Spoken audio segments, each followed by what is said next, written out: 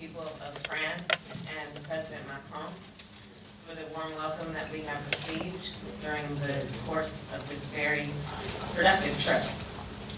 This trip, I believe, signals in a very clear way the enduring, the long-standing, and the future alliance and commitment between the people of the United States and France and our governments. I believe that this trip also reaffirms the commitment of the United States to working with our partners worldwide. As many of you are aware, this week and this visit included many conversations with many foreign leaders. I believe there are at least 30 heads of state who have attended the various meetings that we have been having, and therefore the conversations have not only been a bilateral conversation between the President of France and myself, but meetings and discussions that we've been having with leaders around the globe. I've said many times, many of you in the American press have heard me say it, that I believe we are at the beginning of a new era, as highlighted by the pandemic, to be sure, but also marked by the increasing awareness, see COP26, of the climate crisis and the imminency of that and the urgency of this moment. Technology, what it has done in terms of creating opportunities, but also creating real concerns about security. We are at the beginning of a new era. In fact, this is something that President Macron and I talked about extensively.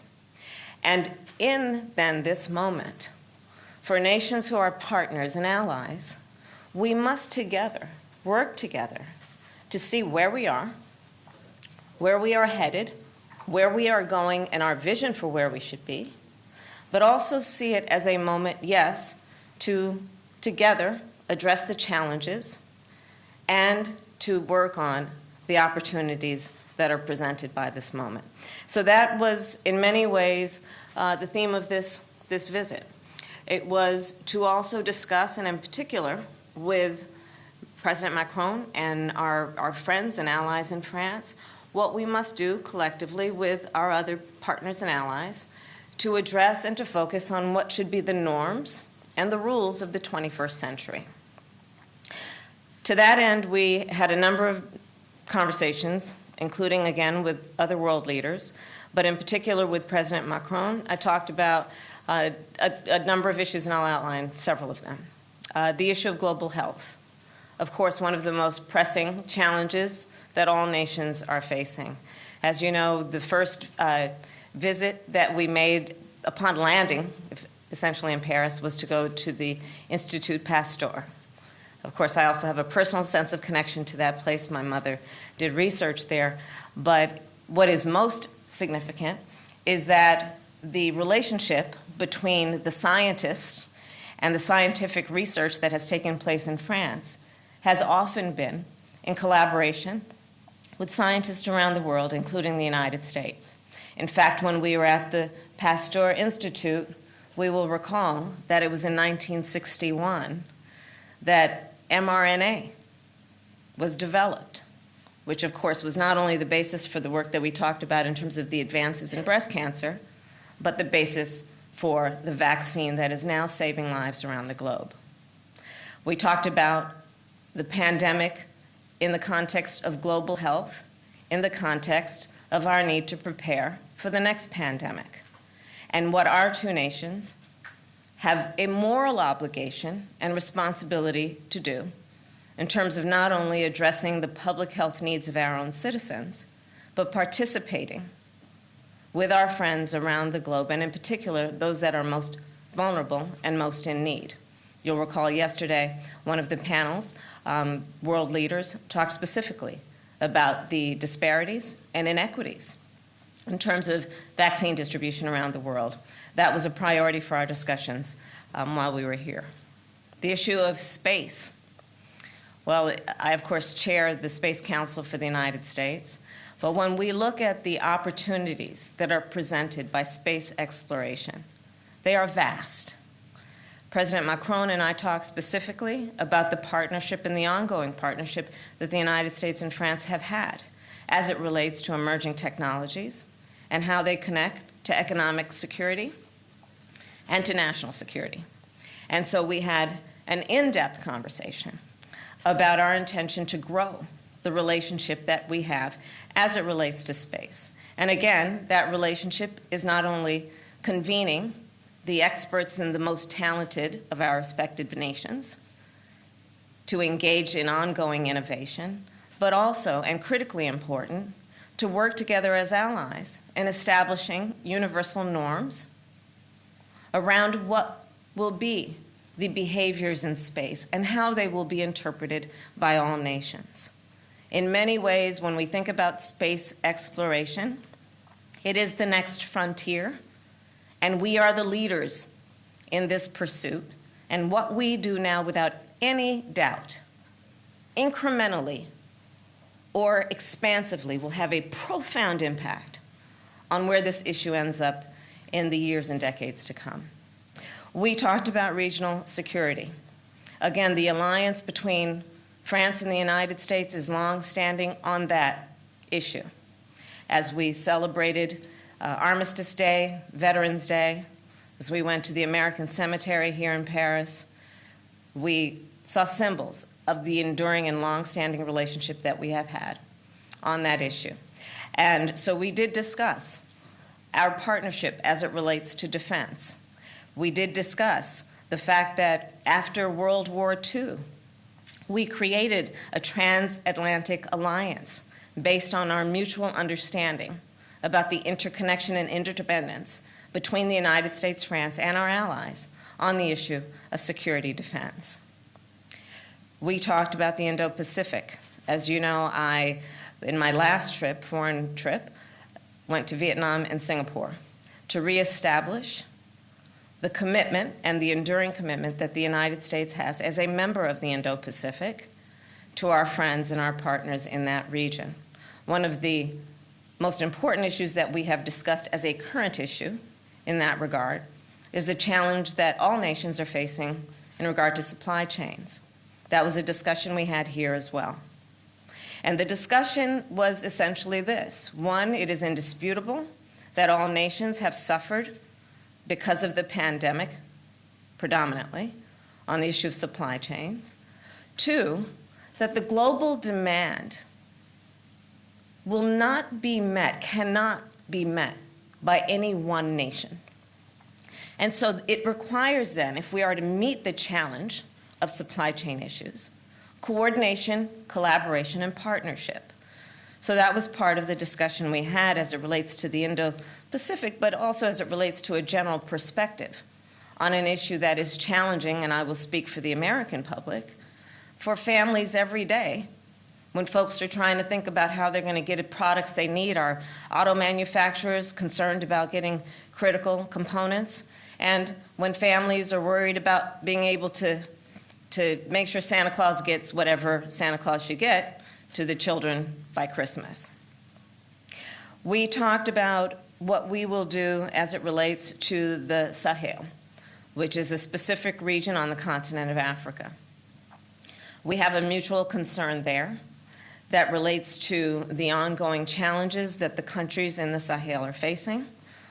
Among the many priorities that we share is a concern about what we need to do to address potential violence and ongoing violence. And to that end, we renewed, if there was any doubt, which there was not, our mutual commitment to work with each other on counterterrorism. As you know, at the Paris Peace Forum yesterday, we addressed the growing issue of inequality. Again, something we have been discussing for months, which is that this pandemic, in many ways, has highlighted, has magnified the long-standing pre-pandemic failures and fractures and fissures in our systems.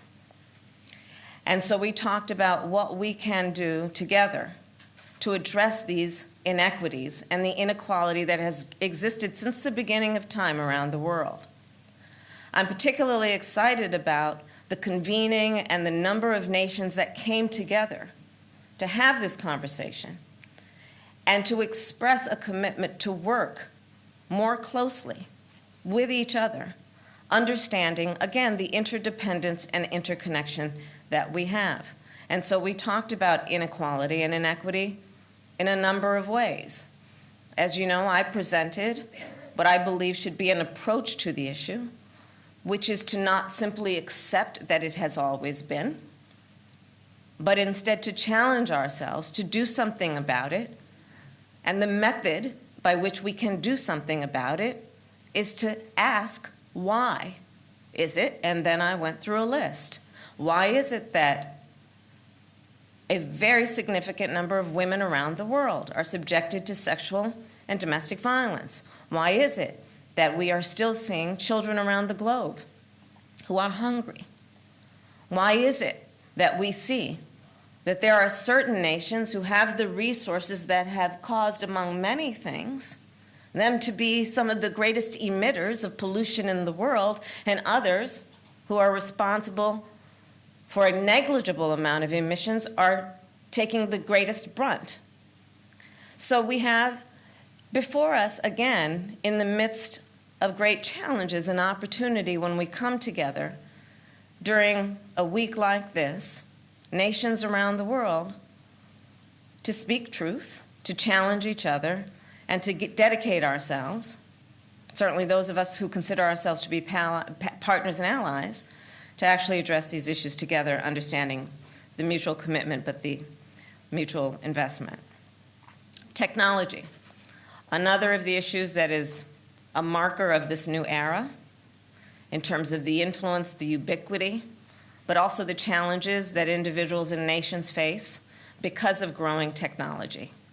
We talked extensively, both in our bilateral but with others, and again yesterday on a stage, about what we as nations must do who have similar values, whose nations were founded on similar principles, to apply those principles and norms to how we will engage with each other and interpret each other's actions as it relates to our use of technology. And of course, cybersecurity being the most obvious point there. Addressing what we have seen in the United States and around the world. The hackers that have compromised systems, ransomware. Not to mention the daily abuse of individuals' privacy and manipulation and monetization of other people's data and personal information. So these are some of the conversations that we had on technology. As you know, we also, as the United States, expressed that we will partner in the Paris Call for Trust and Security in Cyberspace. We talked about democratic elections. It's a challenge for all of us on the former topic, which is technology, and again, I talked about that yesterday. It's an issue that President Macron and I talked about it, a mutual concern about how technology can be used to weaken democracies. And in particular, what we have seen in recent times being used specifically to that end to manipulate elections. So we have talked about what we must do together, again, as partners, to address this issue, both in terms of, yes, norms and standards, but also in terms of accountability, including a very important point, which I believe, and I'm pleased to see, that gradually partners and allies are all agreeing should be a norm, which is that there should be attribution when it occurs. That was once a debatable point among nations, but we are seeing that there is a broader consensus, that there must be attribution. We must call it out, to use a colloquial, when we see it. And then we must do something about it, and that is the point about accountability. I would say to the American people that the work that the President and I and our administration has been doing over these last many, many months is, yes, reestablishing relationships, strengthening relationships around the globe, but it is also directly connected to what will benefit the American people in their everyday lives. When I think about this trip, and I think about one of the greatest priorities of President Biden and myself and our administration, which is the American worker, I look at the conversations that we are having through that lens, and therefore the importance and significance of establishing these relationships and these agreements. When you think about issues such as trade, when we think about supply chains, when we think about resilience, all these issues impact the American worker. When we think about American farmers or first responders who rely on satellites and the integrity of the information and the data we can collect there. And by the way, as part of the discussions and the agreements that we had during the bilateral with President Macron, I agreed, and we agreed on behalf of the United States to join the observatory, the Space Observatory, to again look at the potential for satellite technology in space and how that can directly relate to our partnership on combating climate change, including issues like predicting weather patterns, addressing issues like drought, which directly affect the farmers of America and farmers around the world. The children of America. Well, as you all know, a large part of my career, I was a prosecutor focused on issues affecting women and children. There was a time when I specialized in child sexual assault cases, some of the worst behavior you can imagine. What was said yesterday about the importance of nations coming together on norms and standards and policies on this issue is critical. Because as was highlighted, perhaps making a lot of folks uncomfortable, but as the reality of the pathology of this issue, is that behavior is happening down the street here can impact children in their homes throughout America. And so we must have these difficult conversations, but based on the issues that are impacting people right now, in this moment, in this new era. Understanding again that nations are interconnected and interdependent on how we approach these issues and what we deem to be our responsibility for addressing them. So in conclusion, and then I'm happy to take questions, I want to just talk briefly about the American Cemetery. My husband and I visited it as one of our first stops, and in observation, obviously, of Armistice and Veterans Day. And if there is any question about the why or the what in terms of our relationship as the United States with France, that is one visual and one concrete example of the endurance and the mutual commitment and interdependence between the United States and France. When we were there, we saw the graves commemorating the lives of Americans who lost their life here, fighting for the ideals and the values that our two countries share and hold dear.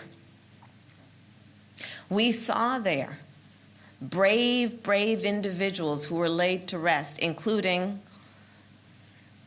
someone from the place of my birth, Oakland, California, Inez Crittenden, who was a woman who decided she would serve her country and moved to France to engage in the resistance and to support American troops and allies. So when I think about this relationship, I think about it certainly through the lens of history, but I think we all share, and certainly the conversations that President Macron and I have emphasized that we must always remember that history, but let us also be grounded in what we must do today in preparation for tomorrow. So with that, I'm happy to take any questions. Simone, are you? Yes, my microphone was not on. So let's do our first question from Felipe Ricard from Le Monde. And I will just hold it for you. Okay. Thank you very much, Philippe Ricard from Le Monde. I have a question about the recent breach of trust between France and the United States linked to the AUKUS alliance in the Indo-Pacific. Do you believe you have done the job to try to repair the relation between Paris and Washington during your trip. Which guarantees did you give to Mr. Macron to avoid such a crisis could happen again in the next future? And maybe as a Vice President of the United States and as the first woman in that job, do you think the way you dealt with this issue during the last days could be a kind of model for European and American misogynist leaders? Thank you. Thank you. I will tell you that was not the purpose of this trip, and we didn't discuss it. What we did discuss is the issues that are challenging us and the issues that are the basis for this relationship and the strength and the endurance of this relationship. And so I've gone through the list of those issues, and there were more. We talked about, for example, our mutual interest in the Western Hemisphere, and issues that range from what are the current challenges to what have been relationships that one could argue should be strengthened, and some might even say have been neglected. We talked extensively about our mutual interest, and in many ways a long-standing focus of France on the continent of Africa, and how obviously what happens in Africa can impact our nations, both from a security perspective and an economic perspective, but also a moral perspective. We talked about what we have as also a perspective on alliances and the strength of alliances and the importance of paying attention to those relationships and understanding the strength of them, but also the fragility of them, meaning we can't take relationships for granted. We must be present, and that's one of the reasons that I've been traveling like I have, and the President has been traveling in spite of the restrictions we've had with COVID, because we do understand the significance of being present. And as it relates to me as Vice President, I think that there is no question that I am here as a representative of my country, and my presence here is reflective of the priorities that the United States has as it relates to France. Thank you. Our next question will come from Jennifer Jacobs at Bloomberg. Thanks a lot. Thank you. Okay, thank you. Hold on to it. Ma'am, the U.S. is experiencing record inflation, the worst in 30 years, way beyond expectations. OPEC didn't increase oil production. Can you tell us a little bit about how you would prevent the new spending in your Build Back Better agenda from exacerbating the problem? And also, what else are you going to do to fix this problem with inflation? All right, thank you. Well, let's start with this. Prices have gone up, and families and individuals are dealing with the realities of that bread costs more, that gas costs more. And we have to understand what that means. That's about the cost of living going up. That's about having to stress and stretch limited resources. That's about a source of stress for families that is not only economic, but is on a daily level, something that is a heavy weight to carry. So it is something that we take very seriously. Very seriously. And we know from the history of this issue in the United States that when you see these prices go up, it has a direct impact on the quality of life for all people in our country. So it's a big issue, and we take it seriously. And it is a priority, therefore. So we have addressed it in a number of ways. One of the issues that we know is related to this is the supply chain issue that we just discussed. And so on a domestic level, in terms of domestic policy, one of the approaches we have taken is to work with labor unions and to work with municipalities in opening back up and extending the hours of our ports. There are actually three I have in mind: Los Angeles, Long Beach, and Savannah. And in fact, part of the infrastructure bill benefit is most recently what we will do to assist Savannah in broadening their ability to be an active port. And we have seen a reduction in in the container ships off of the Long Beach and LA ports because of what we have done, which is to extend, as you know, to extend the hours to now 24 hours a day, 7 days a week. But there is also a point that is important to make on the Build Back Better framework. One, it is designed to make it less expensive for working people to live. It was specifically designed to bring down the costs of childcare and increase accessibility and availability. Designed to bring down the cost of elder care and make it available to all those working families that need that support and need that help. And Build Back Better is not going to cost anything. We're paying for it. So when we can get Build Back Better passed, and we are optimistic that we will, the American people will see costs actually reduced around some of the most essential services that they need to take care of their basic responsibilities, including issues like child care and elder care, and also preschool. And that's an important point to mention also. And in fact, I had some conversations here in France, including with the Minister of Education in France, about the, again, global impact of the pandemic on child care, but also on education, and in particular for our youngest children. Universal pre-K, when we're able to do that, 3 and 4 years old, getting education at no cost, what that is going to do in terms of not only supporting working families who otherwise can't afford to put their kids in a private situation and otherwise don't have it available, that's going to have a huge impact on lowering the cost for families. So that is a big part of our agenda, and I think it's important to also stress that it's not going to cost anything for the American taxpayer. Our next question, I'm sorry, Jim, I want to make sure we are able to get to a lot of folks. We'll be seeing you later and tomorrow, so I'm confident you'll have an opportunity. Our next question will come from Noah Bierman at the LA Times. Thank you. Have Democrats been too dismissive I'll start over in case people didn't hear. Have Democrats been too dismissive of the results of this month's election? Is there a course correction needed, especially since you said what happens in Virginia will in large part determine what happens in 2022, 2024, and on?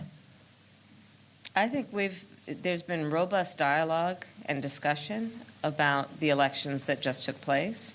And as we focus on the needs of the American people, we are fighting for their needs, which is why we were able to pass bipartisan infrastructure bill where Republicans, not just one or two, came together with Democrats, understanding that it is important that we who are engaged in electoral politics deliver on behalf of the people. And we have accomplished that. Some would say it was historic in that we've been talking for quite some time through many administrations about Infrastructure Week, and it finally happened.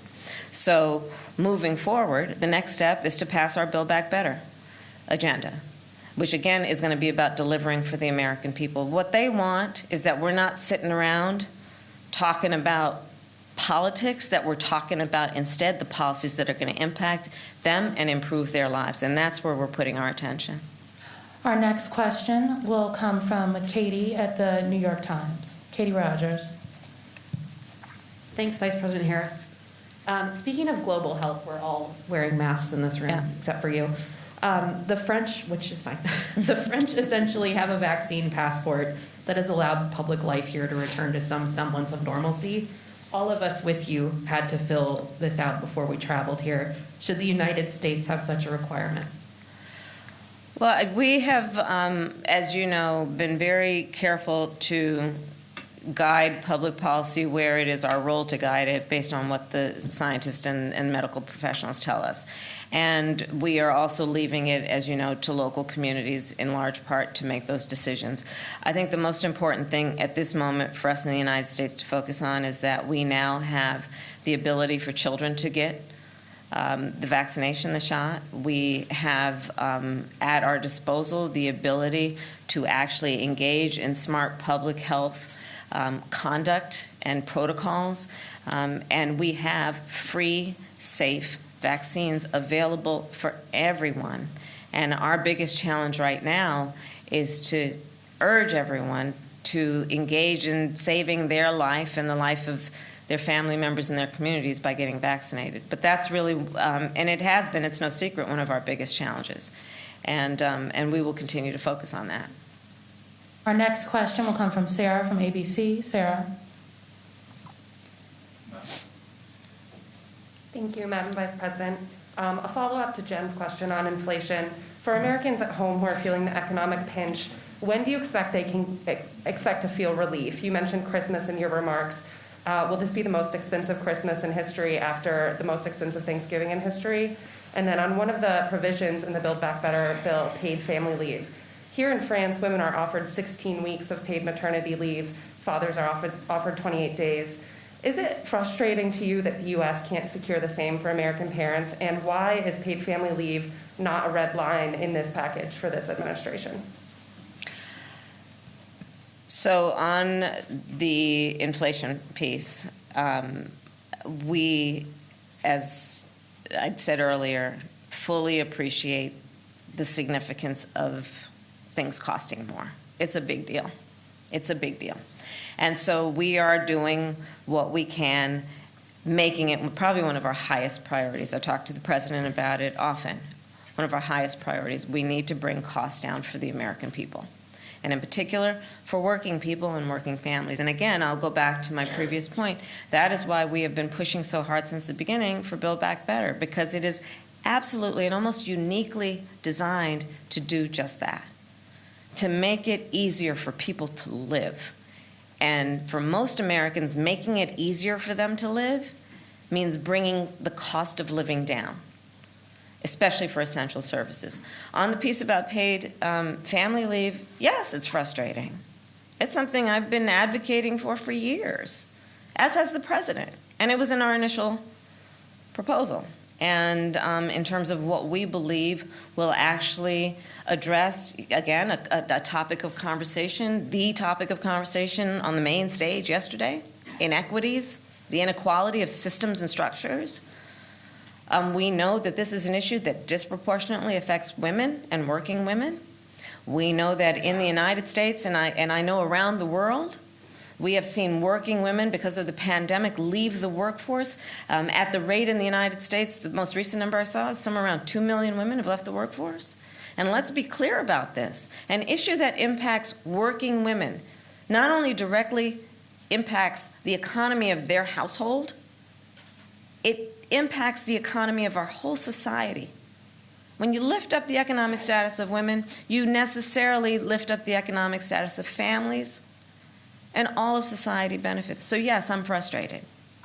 And it is, I think, a shame that we are not yet a leader on this. We have work to do. And that is why the president and I are committed to doing this work. It's important, and it matters. And again, I'll go back to my previous point. You know, there are those of us who have been fighting for this for a long time, and there are many more who perhaps kind of heard about it, but really saw it during the pandemic.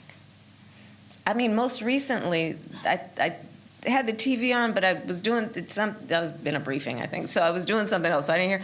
But it was an image of somebody doing a Zoom, and their one child came in, and then the toddler came in after that, and then somebody came in and grabbed the two kids. And then yesterday, we saw a different example of that. But yeah, it's a big issue. Our next question will come from Jeremy Diamond at CNN. Thank you, Madam Vice President. Good to see you. You too. One question on the trip and then another on the domestic front, if you Okay, will. sure. President Biden has affirmed the importance of stronger and more capable European defense, including stronger European military capabilities. But on the specific point of President Macron's belief in European strategic autonomy and a European army, is that something that the administration supports or opposes? And then on the domestic front, while you've been here in Paris this week, Americans have been closely watching the trial of the murder of Ahmaud Arbery. 11 of the 12 jurors in this trial are white. Only one of them is black, despite 26% of that county's demographic being black.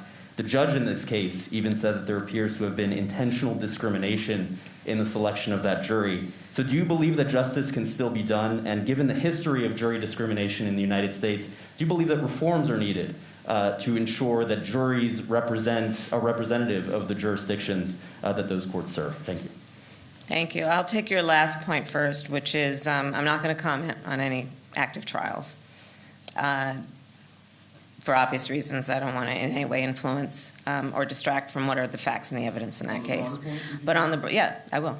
On the broader point, we have still a lot of work that we can do to improve the integrity of our criminal justice system. And as you know, I've worked on that for many years. And that includes ensuring that protections are in place so that anyone that is accused of a crime and charged with a crime has a jury of their peers. And we want to put in place all of the safeguards that are available to do that. For example, over the years, there has been talk about understanding that jurors, if they are a working person, if they work 2 or 3 jobs, unlikely they can sit for hours on end and potentially weeks and weeks on end and not be at their job, see your earlier point, not get paid leave, and they just can't afford it, which means that we will, in those cases, have a jury that is probably not a jury of peers. There is work that we've always had to do, and we actually have embedded in the jury selection procedure specific objections that, on behalf of a client, a lawyer can make when it becomes clear that there is a systematic and racially based exclusion of potential jurors. So we always have to have protections in place in our criminal justice system as a whole, including in our jury selection system. Yes. Yeah, and on the point about strategic defense, as I said earlier, the United States and France have a long-standing relationship that is about support and alignment, and that will continue, Thank you all. Unfortunately, that is all the questions we have time for today. Okay. That is all the time we have for today. We have additional opportunities. Let's take one question. Okay, all right. I will hold the mic. Mrs. Vice President, this is François Clémenceau with Le Journal du Dimanche. I would like you, please, to comment on what we are watching at the Polish-Belarus border for days and weeks now. Mm-hmm. Do you agree with your European partners that we are watching a crisis where immigration is weaponized? And I would like you to comment, because you're in charge of the immigration in the US, do you or can you compare it to what you are seeing at the southern border of the US with the weaponization of the Latino immigration into the US? And secondly, can you just give us what are your hopes about the next meeting last November, at the end of November, between the Europeans, Iran, in order to find a common solution to reactivate the JCPOA? Thank you very much. Yeah. On the last point, the United States and the President has been clear about this. We are looking to re-enter, and we are looking forward to the talks that we anticipate and hope will be productive to that end, and we are aligned with our allies in that regard. On the issue of Belarus and what is happening at the border with Poland, we are very concerned about that and closely paying attention to it. And the Lukashenko regime, I believe, is engaged in very troubling activity. It is something that I discussed with President Macron, and the eyes of the world and its leaders are watching what is happening there. Okay, thank you all. Thank you.